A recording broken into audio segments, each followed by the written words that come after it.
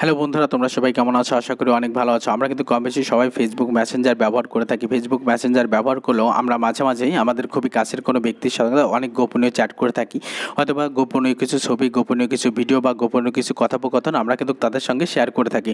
অনেক সময় দেখা যাচ্ছে যে আপনার ফোনটি যখন আপনি কোনো কারণে বাসাতে রেখে যাচ্ছেন অথবা আপনার ফোনটি আপনার বন্ধুবান্ধবের কাছে রেখে যাচ্ছেন, তখন কিন্তু সে অনায়াসে দেখে নিতে পারে যে আপনি কার সঙ্গে কথাবার্তা বলেছেন, কার সঙ্গে ছবি আদান প্রদান করেছেন এবং কার সঙ্গে ভিডিও আদান প্রদান করেছেন। এক্ষেত্রে কিন্তু আপনার অনেক সমস্যা হতে পারে বা আপনি সমস্যায় পড়তে পারেন। আজকে আমি আপনাদেরকে এমন একটি সিস্টেম দেখাবো বা শেখাবো, যার মাধ্যম দিয়ে শুধুমাত্র আপনি যার সঙ্গে চ্যাট করবেন, যার সঙ্গে ছবি আদান প্রদান করবেন বা ভিডিও আদান প্রদান করবেন, সেই ব্যক্তি দেখতে পাবে এবং আপনি দেখতে পাবেন। তাছাড়া দ্বিতীয় অন্য কোনো ব্যক্তি দেখতে পাবে না।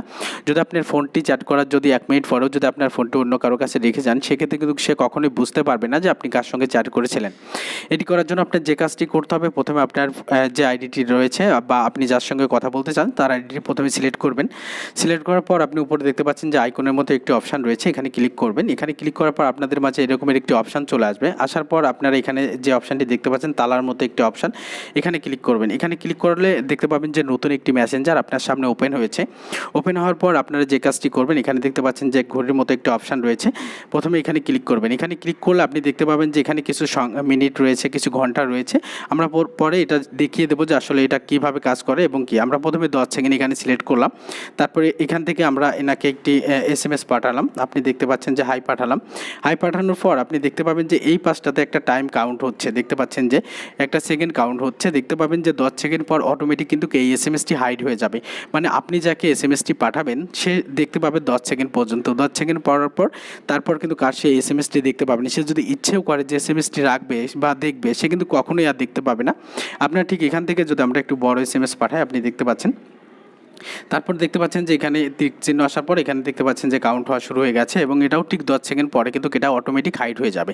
ঠিক এখান থেকে যদি আমরা কোনো ছবি এখান থেকে পাঠাই, আপনি দেখতে পাচ্ছেন যদি কোনো ছবি আমরা এখান থেকে পাঠাই, একটি ছবি পাঠাচ্ছি, দেখতে পাচ্ছেন এই ছবিটাও কিন্তু এখান থেকে 10 সেকেন্ড পর কিন্তু এটাও কিন্তু হাইড হয়ে যাবে। এখানে দেখতে পাচ্ছেন একটি টিক মার্ক আসবে, যেহেতু আমরা ছবিটা সেন্ড হওয়ার সময় থেকে টাইমটা কাউন্ট হবে। আপনি দেখতে পাচ্ছেন যে এটা কিন্তু 10 সেকেন্ড থাকবে। তারপর কিন্তু অটোমেটিক এখান থেকে কাউন্ট হওয়া শেষ হলেই কিন্তু এটা অটোমেটিক হাইড হয়ে যাবে। ইচ্ছে করলে আপনি বা সে 10 সেকেন্ড পরে কিন্তু কার দেখতে পাবেন না। আপনি সেই জন্য এখান থেকে আপনি ইচ্ছে করলে সর্বোচ্চ 1 দিন পর্যন্ত টাইমটি সেট করে রাখতে পারেন যে 1 দিন পর্যন্ত সে দেখতে পাবে এবং তারপর থেকে ফেসবুক কিন্তু অটোমেটিক আপনি যে SMS-গুলো এখানে পাঠিয়েছি সেই ফেসবুক কিন্তু অটোমেটিক সেগুলোকে রিমুভ করে দেবে। মানে ইচ্ছে করলে আপনিও দেখতে পাবে না এবং সেও দেখতে পাবে না, কেউ কিন্তু দেখতে পাবে না। আপনি যতক্ষণ পর্যন্ত এখানে রাখতে চাচ্ছেন ততক্ষণ পর্যন্ত এখানে রাখতে পারেন। এখান থেকে ইচ্ছে করলে আপনি 5 মিনিট, 10 মিনিট, সর্বোচ্চ 1 দিন পর্যন্ত রাখতে পারেন। ঠিক এভাবে যদি আপনি কারোর সাথে চ্যাট করেন, তাহলে কিন্তু কারোর পক্ষে কখনোই দেখা সম্ভব না যে আপনি কার সঙ্গে কী চ্যাট করেছিলেন এবং কী ছবি আদান প্রদান করেছেন এবং কী ভিডিও আদান প্রদান করেছেন। কারণ নির্দিষ্ট একটা সময় পরে কিন্তু ফেসবুক নিজেই কিন্তু এগুলোকে রিমুভ করে দেবে। তারপর যে কাজটি করতে হবে, একটু ব্যাকে চলে আসবেন। ব্যাকে আসার পর আপনি দেখতে পাবেন যে এখানে যে আইডিটি রয়েছে, দেখতে পাচ্ছেন এখানে আমার আইডিটি এবং এখানে আইডিটি, দুইটা আইডি কিন্তু একই আইডি। আপনারা যে কাজটি করবেন এই কাজটাই একটু চাপ দিয়ে ধরে রাখবেন। এখানে চাপ দিয়ে ধরে রাখলে আপনাদের মাঝে এরকম একটি অপশান চলে আসবে। তারপর এখানে দেখতে পাচ্ছেন ডিলিট বলে একটি অপশান, আমরা ডিলিট করে দেবো। এটাকে ডিলিট করে দিলাম। আপনি তারপর যদি আমাদের এই আইডিটা, যে মেন আইডিটা আমরা যদি ঢুকি, আপনি দেখতে পাচ্ছেন যে এখানে যেভাবে ছিল ঠিক সেভাবে আছে। এখান থেকে কিন্তু ধরার কোনো উপায় নেই যে আমি কার সঙ্গে চ্যাট করেছিলাম। আপনারা যদি এভাবে চ্যাট করে থাকেন তাহলে কিন্তু কখনোই আপনাদের গোপনীয় ছবি, গোপনীয় ভিডিও কিন্তু সেগুলো কিন্তু ফাঁস হওয়ার কোনো উপায় নেই এবং দ্বিতীয় কোনো ব্যক্তি দেখতে পারবে না। ধন্যবাদ।